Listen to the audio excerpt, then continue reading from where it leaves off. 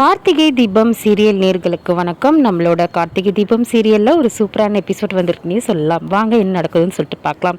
இப்போ பார்த்திங்கன்னா நம்மளோட கார்த்தி ஆதாரத்தை சேகரிக்கணும் அப்படின்னு சொல்லிட்டு முயற்சி பண்ணிட்டு இருக்காரு. இப்போ கார்த்திக்கு ஆதாரம் 2 ஆதாரம் கிடச்சிது. ஒன்று பாதிக்கப்பட்ட பொண்ணு கோமா ஸ்டேஜில் இருக்காங்க. ஒரு 2 நாளுக்குள்ளே அந்த பொண்ணை எழுப்பிலாம் நிரூபிக்க முடியாது. ஏன்னா அவங்க ரொம்ப சீரியஸாக இருக்கிறதுனால அவங்க சாட்சி சொல்ல முடியாது. இன்னொன்று நம்ம மருதுக்கு கீழே வேலை பார்த்த அந்த முருகனை தான் சொல்லலாம். ஏன்னா முருகன் பார்த்திங்கன்னா மருது கீழே வேலை பார்த்து அவன் கெட்டவன் சொல்லிட்டு சாட்சி சொல்லி அவன்கிட்ட இருக்க ஆதாரத்தை கொடுத்தா மருது ஒரு குற்றவாளி அப்படின்னு சொல்லிட்டு நிரூபிக்கலாம். இன்னொரு ஆதாரம் பார்த்திங்கன்னா நம்மளோட முருகன் சந்திரகலா கஸ்டடியில் இருக்காங்க. இப்போது நம்மளோட கார்த்தி மாசா என்ன பண்ணுறாரு, போயிட்டு முருகனை அடித்து இழுத்துட்டு வராரு. இப்போது முருகன் நம்ம மருதோட கல்யாணத்தில் சாட்சி சொல்ல போகிறான். அப்போது நம்மளோட கார்த்தி நிரூபிக்க போகிறாரு. இந்த மாதிரி முருகனை பற்றின விஷயம் எல்லாத்தையுமே தெரிஞ்சிச்சு. இவங்க தான் என்னோட பாஸு. இத்தனை நாளாக இவங்களோட நெட்வொர்க்கில் தான் வேலை பார்த்தேன். என்னோட வேலை படிக்கிறது மட்டும் இல்லாமல் நான் இந்த மாதிரி பொண்ணுங்களோட வீடியோலாம் கேமரா வச்சு எடுத்து எங்கள் பாஸுக்கு அனுப்புவேன்.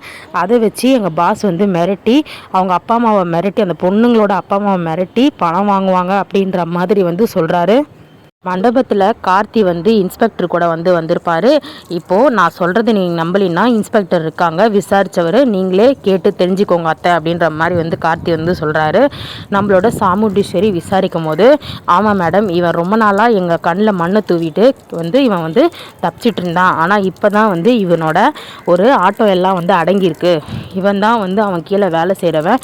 இவன் மட்டும் இல்லை, இவனை வச்சு நிறைய பசங்க இவன் கீழே வேலை செஞ்சு இந்த மாதிரி பொண்ணுங்களை ஏமாற்றிட்டு இருக்காங்க அப்படின்னு சொல்லும் போது நம்மளோட சாமுண்டீஸ்வரி தலை குனிஞ்சு போயிட்டாங்க. எல்லார் முன்னாடியும் இந்த மாதிரி ஒருத்தனை கூட்டிகிட்டு நம்ம மருமகனாக நிப்பாட்டிட்டோமே அப்படின்னு சொல்லிட்டு இப்போ பார்த்திங்கன்னா நம்மளோட சாமுண்டீஸ்வரி கல்யாணம் பண்ணாலுமே இவன் ஒரு இந்த மாதிரி ஒரு பொம்பளை பொறுக்கி அப்படின்றது சந்திரகலா சொன்னாலுமே நிரூபித்தாலும் அசிங்கம் தான்.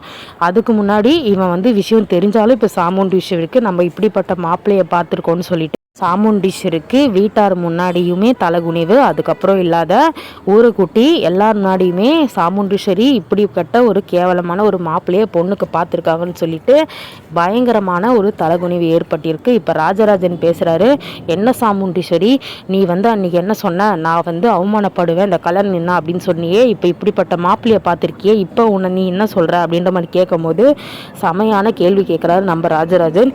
இப்போது நம்ம ரேவதி கேட்குறாங்க அதே கேள்வியை, என்னம்மா பதில் சொல்லாமல் நிற்கிறீங்கன்னு சொல்லும்போது சாமுண்டீஸ்வரிக்கு தலைகுனிவு ஏற்பட்டிருக்கு. இதுக்கப்புறம் சாமுண்டீஸ்வரி என்ன முடிவு எடுக்க போகிறாங்கன்னு சொல்லிட்டு வெயிட் பண்ணி பார்க்கலாம்.